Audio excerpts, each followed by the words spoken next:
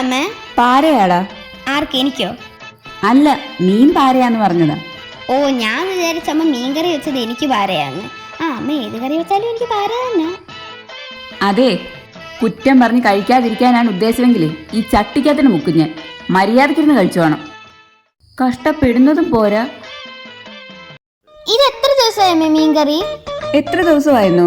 ആ, ആകെ ഈ ചട്ടിക്കകത്ത് ഇത്തിരി അരിപ്പാ ഉള്ളത്. അതെനിക്ക് എത്ര ദിവസമാണ് തരുന്നത്?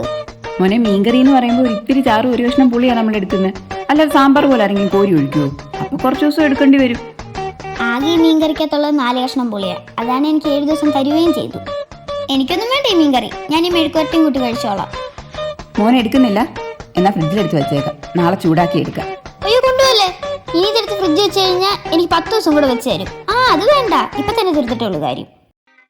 ഇന്ന് അവിയല്. കഴിഞ്ഞ ദിവസം അമ്മായിയുടെ വീട്ടിൽ ചെന്നപ്പോൾ കഴിച്ച അവിയൽ എന്തൊരു ടേസ്റ്റ് ആയിരുന്നല്ലേ? അതെ അമ്മ, നല്ല ടേസ്റ്റ് ആയിരുന്നു. ഞാൻ എങ്ങനെ ഉണ്ടാക്കിയാലും അതുപോലെ ആവത്തില്ല. ഇനിയൊരു ദിവസം അമ്മായി വിളിക്കുമ്പോൾ ഒന്ന് ചോദിക്കണം. എന്ത്? അതിന്റെ റെസിപ്പി ഒന്നും അറിയണ്ടേ? ആ, എത്ര റെസിപ്പി അമ്മ അറിഞ്ഞാലും അമ്മ അമ്മയുടെ ഭാഗത്തിനല്ലേ എണ്ണയും മസാലയൊക്കെ ചേർക്കത്തുള്ളൂ. അപ്പോൾ അത് അമ്മയുടെ സ്റ്റൈലാവും. അതെന്തായാലും കുളമായി പോവും. വേണ്ടായിരുന്നു.